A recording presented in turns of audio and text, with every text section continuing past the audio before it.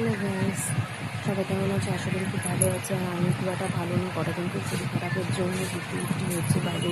সবসময় বর্ষাকালটা হবে স্বাভাবিক এই বিষয়টা।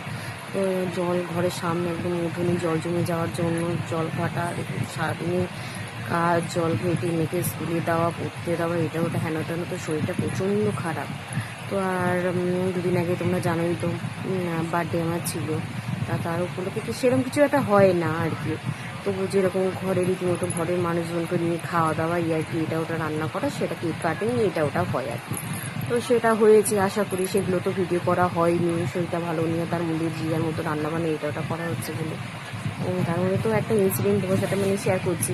সত্যি কথা বলতে কার সাথে কী হয় আমি জানি না, আমার সাথে তো বেসিক্যালি বিয়ের আগে থেকেই এরকম হয়ে আসছে।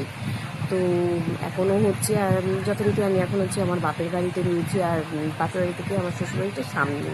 তো আমার হাজব্যান্ড বললো ঠিক আছে, আমি তো সারাদিন আজকে বাড়িতে রয়েছি, বেরোইনি, আর তুমি তো রথের মেলায় যাওনি। এই বছরে আমি হলো কি, রথের মেলা আমি হচ্ছে বেরোতে পারিনি কোনো জায়গায়। তো আমি রথের মেলায় যাবো বলে ঠিক আছে, রথের মেলায় যাওয়া হবে। তো রীতিমতো যথারীতি কোনো সেভাবে কিছু না, আমি জাস্ট সাজগোজ করে এমনি জামা কাপড় পরে বসে আছি। তা আমাদের বেরোবার কথা হার্ডলি 5টা থেকে 6টার মধ্যে, তো এখন বাজে প্রায় 8টা।